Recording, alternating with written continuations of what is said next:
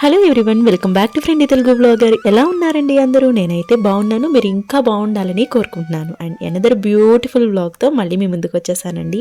ఈ వ్లాగ్లో కొన్ని మోటివేషనల్ వర్డ్స్ మీతో షేర్ చేయాలనుకుంటున్నానండి.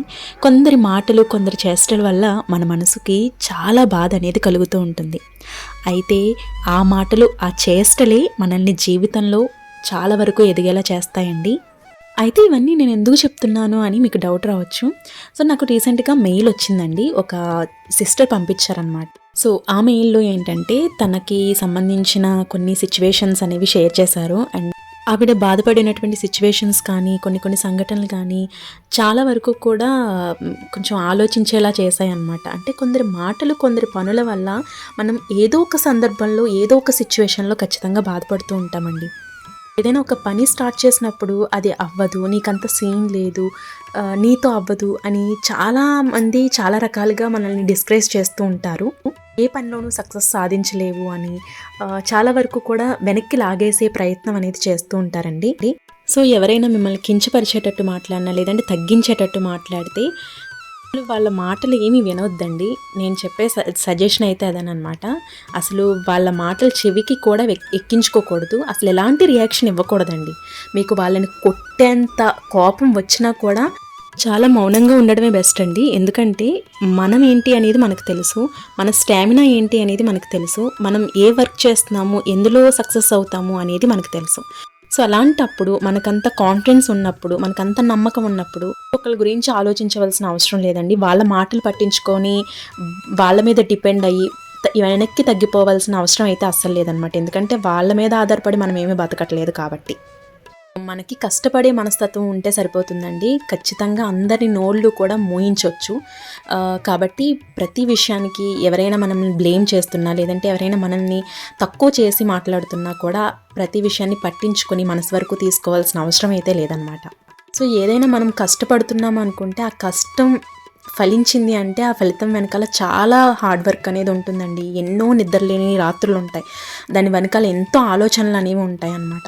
ఇవన్నీ కూడా సక్సెస్ అయిన వాళ్ళకి, ఆ విజయం సాధించిన వాళ్ళకి తెలుస్తుంది. కాబట్టి మీరు ఏ పని చేస్తున్నారో ఆ పని మీద మాత్రమే ఫోకస్ చేయాలి.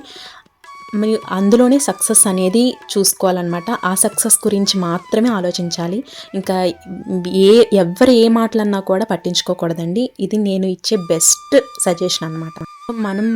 మనం ఖచ్చితంగా ఎప్పుడు కూడా ఒకటి అనుకోవాలండి, నేటికంటే రేపు ఇంకా బాగా ఎదుగుతామనే నమ్మకం అనేది కంపల్సరీ ఉండాలి. మన పిల్లలకు కూడా అలాగే నేర్పించాలన్నమాట. కాన్ఫిడెన్స్ ఉండాలి, కానీ ఓవర్ కాన్ఫిడెన్స్ అనేది ఉండకూడదు అనమాట. ఇక్కడ అది కూడా మనకి చాలా ముఖ్యమైన పాయింట్. సో కాన్ఫిడెన్స్ లెవెల్ అనేది చాలా ఇంపార్టెంట్. ఓవర్ కాన్ఫిడెన్స్ అనేది అస్సలు ఉండకూడదు.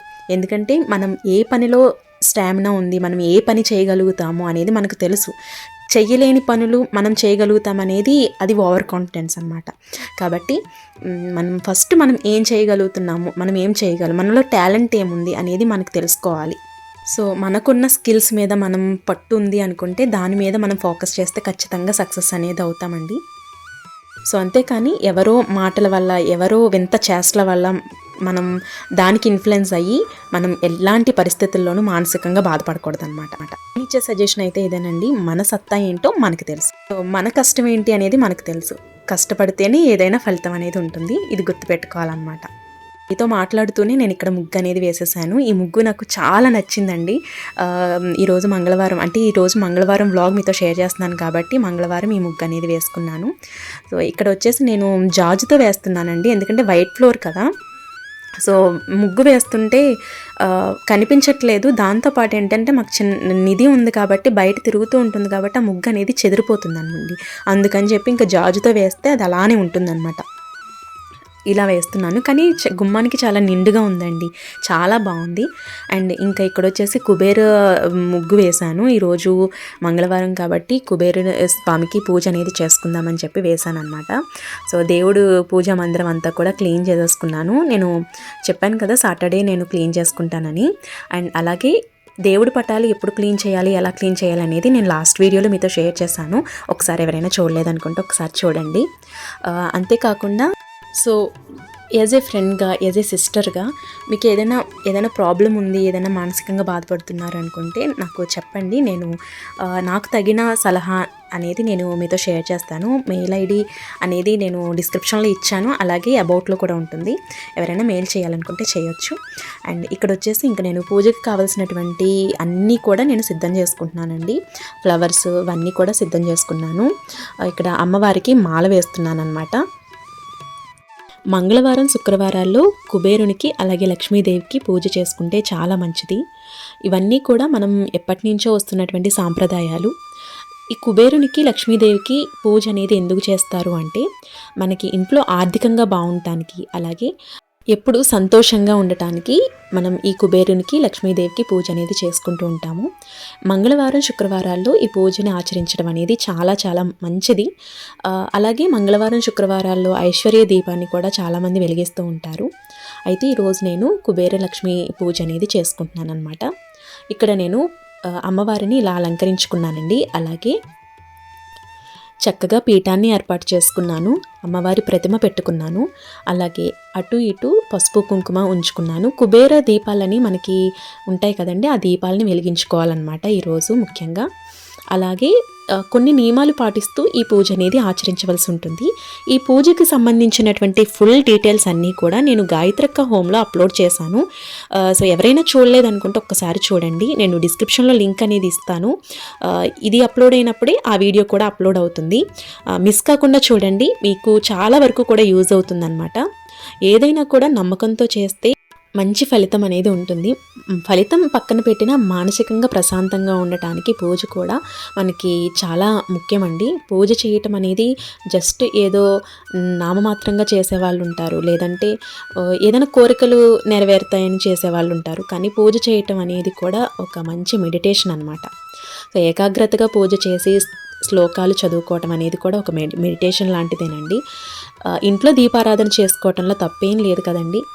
కాబట్టి మనం దీపారాధన చేసుకుంటూ మనం ఆచరించవలసినటువంటి నియమాలు ఆచరిస్తూ పూజ అనేది చేసుకుంటే మంచి ఫలితం అనేది ఉంటుంది. సో ఇక్కడ నేను దీపారాధన కూడా చేస్తున్నాను. సో ఇక్కడ మనం కాయిన్స్ అలాగే బియ్యాన్ని పెట్టుకుని పూజ అనేది చేసుకుంటామండి.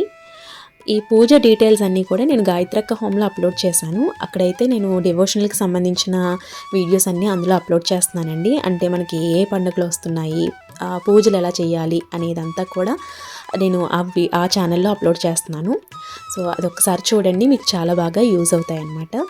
మంగళవారం నాడు ఈ విధంగా చక్కగా పూజ అనేది చేసుకున్నాను. మంగళవారం లేదా శుక్రవారం నాడు కుబేర లక్ష్మి పూజని చేసుకోవటం చాలా మంచిది. అయితే ఈ పూజ మనం లక్ష్మీదేవిని ఆహ్వానిస్తూ ఇంటి ముందు చక్కగా ముగ్గు వేస్తూ పూజ అనేది చేసుకుంటామండి. అయితే ఇంటికి ముందు ముగ్గు వేయటం అనేది మనకి ఎప్పటి నుంచో ఉన్నటువంటి సాంప్రదాయం. లక్ష్మీదేవిని ఆహ్వానిస్తూ ఇంటి ముందు ముగ్గు అనేది వేసుకుంటూ ఉంటాం. అయితే మీకు ఒకటి తెలుసా, ముగ్గు వేయటం వెనుక సైంటిఫిక్ రీజన్స్ ఉన్నాయని మీలో ఎంతమందికి తెలిస్తే నాకు కామెంట్ సెక్షన్లో చెప్పండి. శాస్త్రీయంగా సైంటిఫిక్గా చాలా రీజన్స్ అనేవి ఉన్నాయండి. ముగ్గు వేయటం వల్ల ఆడవాళ్లకు వ్యాయామం అవుతుంది, అంతేకాకుండా అనారోగ్య సమస్యలు ఉండకుండా చూస్తుంది. అసలు ముగ్గు ఎలా వేయాలి అనే దాని విషయానికి వస్తే, మనం సాయంకాలం వేళ చక్కగా వాకిళ్ళు ఊడ్చుకొని ముగ్గులు అనేది వేస్తూ ఉంటాము. అది అలవాటుగా వస్తుంది కదండి. అలాగే ఉదయం కూడా వేస్తూ ఉంటాం.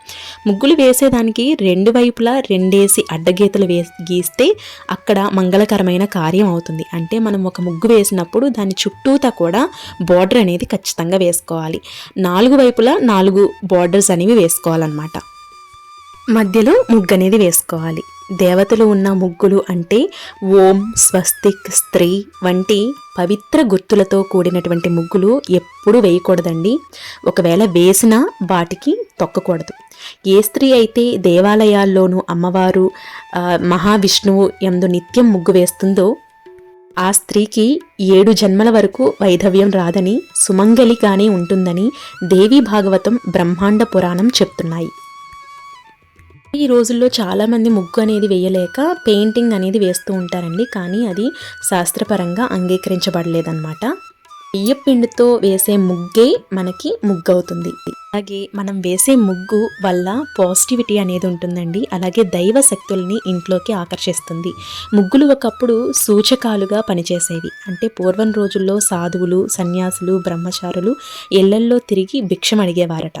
ఏ ఇంటి ముందైనా ముగ్గు లేదంటే ఆ ఇంటికి వెళ్ళేవారు కాదు. వారే కాదు, ఎవ్వరూ కూడా ముగ్గు లేని ఇళ్లకు వెళ్ళేవారు కాదు. ముగ్గు లేదంటే అక్కడ అశుభం జరుగుతుందని గుర్తు. బట్టి ముగ్గు వెనకాల ఆరోగ్య విషయాలు, శాస్త్రీయమైనటువంటి విషయాలు, సామాజిక విషయాలు చాలా ఉన్నాయండి. ముగ్గే కదా అని అస్సలు తీసి పడేయకూడదు. అలాగే ముగ్గులు ఎప్పుడైనా సరే తెల్లవారుజామున 5:30 నుండి 6:30 లోపు వేసేయాలి. ఈ సమయంలో వేస్తేనే లక్ష్మీదేవి ప్రసన్నత అనేది ఇంటికి కలుగుతుంది. అందరికీ వచ్చే మరొక డౌట్ ఏంటంటే, మనం వేసే ముగ్గుల మీద పసుపు కుంకుమ వేసుకోవచ్చా అక్క అని కూడా అడుగుతున్నారు. ఎట్టి పరిస్థితుల్లోనూ మనం వేసే ముగ్గులు అంటే మనం తిరిగే వైపు వేసే ముగ్గుల్లో పసుపు కుంకుమ అనేది వేసుకోకూడదండి. శుభకార్యాల్లో మాత్రమే పసుపు కుంకుమలు వేస్తూ ఉంటాము. ఏదైనా పండుగలు, ఫెస్టివల్ అప్పుడు మాత్రమే పసుపు కుంకుమలు వేస్తూ ఉంటాం. అది కూడా జాగ్రత్తగా వేయాలి. ఎవరు నడవలేని ప్రదేశంలో ముగ్గు వేసి పసుపు కుంకుమ వేసుకోవచ్చు, అస్సలు తొక్కకూడదన్నమాట. ఉట్టి రోజుల్లో పసుపు కుంకుమ అనేది వేయకూడదండి. ఈ విధంగా జాగ్రత్తగా ముగ్గులు వేసుకుంటూ మన వాకిల్ని రంగురంగుల హరివిల్లుగా మార్చుకుంటే లక్ష్మీదేవి మన ఇంట్లో కొలువై ఉంటుంది. చెడు శక్తులు, అలాగే నెగిటివ్ ఎనర్జీ లాంటివి ఇంట్లోకి రాకుండా రక్షిస్తుంది. ఇవన్నీ కూడా పెద్ద పెద్ద పెట్టుబడితో చేసే పనులేమీ కాదు కదండి. మనశ్శాంతిగా ఉండటం కోసం మనం చేసుకునే చిన్ని పనులన్నమాట. ఇవన్నీ మనకి ఎంతో ప్రశాంతతనిస్తాయి. ఈరోజైతే నేను చక్కగా ఇలా ముగ్గులు వేసుకుని మంగళవారం నాడు లక్ష్మీ కుబేర పూజ అనేది చేసుకున్నాను. ఈ వ్లాగ్ మీకు నచ్చిందనే అనుకుంటున్నానండి. ఇన్ఫర్మేటివ్గా ఉందనే అనుకుంటున్నాను. నచ్చినట్లయితే ప్లీజ్ లైక్ చేయండి. మీ ఫ్రెండ్స్ అండ్ ఫ్యామిలీ మెంబర్స్కి తప్పకుండా షేర్ చేయండి. సబ్స్క్రైబ్ చేసుకోకుండా చాలామంది చూస్తున్నారు, ప్లీజ్ సబ్స్క్రైబ్ చేసుకోండి. పక్కనే ఉన్న బెల్ బటన్ని యాక్టివేట్ చేసుకోవటం వల్ల నేను ఎప్పుడు ఏ వీడియో అప్లోడ్ చేసినా మీరే ముందు చూడొచ్చు అనమాట. మీ వరకు నోటిఫికేషన్ వస్తుంది. సో మన ఛానల్ని నచ్చినట్లయితే లైక్ చేయండి. రేపటి ఒక బ్యూటిఫుల్ వ్లాగ్తో మళ్ళీ మీ ముందుకు వస్తానండి. Thank you for watching. Have a nice day. Bye bye.